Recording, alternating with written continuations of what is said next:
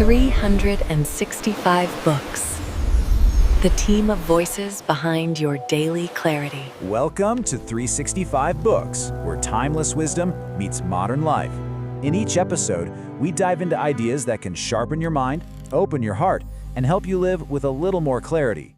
And hey, don't forget to like, share, and subscribe for more insights every day.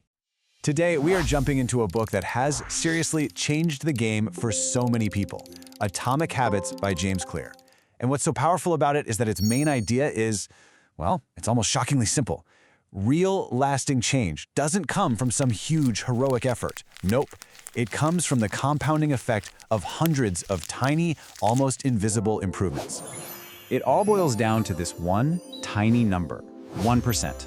I mean, 1%, it sounds like nothing, right? Almost meaningless. But James Clear argues this tiny fraction is the fundamental unit of any remarkable change. Think of it like the single atom of self-improvement. Okay, so here's where that tiny 1% starts to look, well, huge. If you can get just 1% better every single day for a year, you don't just get 365% better. Because of compounding, you end up, get this, 37 times better. That is an absolutely explosive result from a tiny, consistent effort. And that leads us right into the first big idea here, the surprising math of small habits. You see, we're all kind of wired to look for those big, defining moments. But the real power, the real magic, lies in the small choices we make day in and day out. Yeah, our culture is obsessed with the stuff on the left, isn't it? The marathon, the dramatic weight loss, these huge transformations, they're the defining moments. But what Clear argues, and this is so important, is that the real progress, the kind that actually sticks, is built over on the right. It's the daily 10-minute walk. It's swapping one soda for water. These are the small, consistent actions that quietly build extraordinary results over time. Okay, so how do we actually make these 1% improvements a real thing in our lives? Well, this requires a pretty crucial shift in how we think. We need to stop obsessing over our goals and start building better systems. That right there is how you guarantee progress. And this quote from the book, man, it just nails it. Clear points out something fascinating. Winners and losers, they often have the exact same goals. Think about it. Every athlete at the Olympics wants to win a gold medal. The goal isn't what separates them. What makes the difference is their system, that daily process of training and improvement. So, if you feel like you're stuck, the problem probably isn't you or your dreams, it's your system. But you know, building a great system isn't just about the how-to. It goes way, way deeper than that. Lasting change isn't just about what you do, it's about who you believe you are. It's about changing from the inside out. So, think of change in 3 layers. Most of us, we start on the outside with outcomes. This is the what we want. You know, lose the weight, write the book, get the promotion.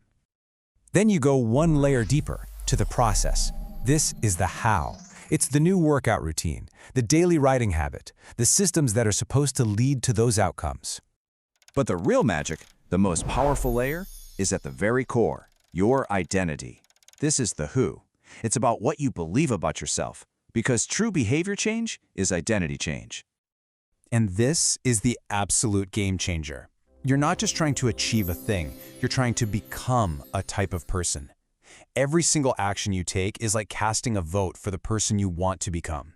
Doing one workout is a vote for I'm a healthy person. Writing just one page is a vote for I'm a writer. All right, so we get the theory, but how do we actually do it? How do we cast those votes day in and day out? Well, this is where Clear gives us this amazing, super practical user's manual for our habits, the 4 laws of behavior change. First, we've got to understand the engine that drives every single habit we have. It's a simple 4-step loop. The cue is the trigger. The craving is that feeling of wanting something. The response is the habit itself, and the reward is that feeling of satisfaction at the end.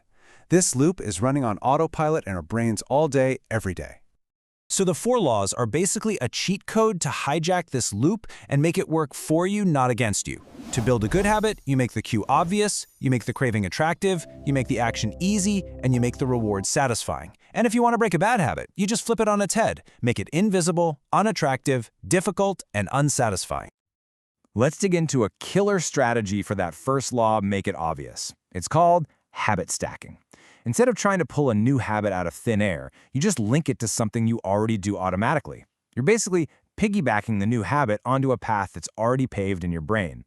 So that habit you already do without thinking, like pouring your morning coffee, that becomes the trigger, the automatic cue for the new thing you want to do, like meditating for a minute. Suddenly, you're not relying on willpower, which we all know runs out. You're just following a script. Okay, Law 2.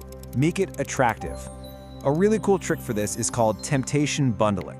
The idea is simple. You pair something you have to do with something you really love to do. So maybe you only let yourself listen to your favorite podcast when you're at the gym. It just makes the craving for that workout so much stronger. But let's be real. What happens when you mess up? Because you will. The goal isn't to be perfect. The rule, the most important one, is so simple. Never miss twice. Missing one day is an accident. It happens. But missing 2 days in a row? That's the beginning of a new bad habit. The secret to long-term success is just getting back on track as fast as you possibly can. And now for maybe the most powerful practical tool in the entire book. This tackles the third law, make it easy. It's the 2-minute rule, and it is a game changer for procrastination. The rule is just ridiculously simple. When you start a new habit, scale it down so it takes less than 2 minutes to do. See, the point isn't to get the result right away. The point is to master the art of just showing up, to become the person who starts. You can't improve a habit that you never actually start. So, read before bed becomes read 1 page. Do 30 minutes of yoga just becomes roll out my yoga mat. Study for my exam becomes open my textbook. You're creating a gateway habit. You're making it so easy to start that it feels kind of silly not to do it. And once you start, momentum usually takes over. So all of this brings us back to one simple question. Not for tomorrow, not for next week, but for right now, today. What is one tiny 2-minute action you can take to cast just one vote for the person you want to become? For summaries, reflections, and daily practices, be sure to visit 365books.app and keep learning with us. 365 books. The team of voices behind your daily clarity.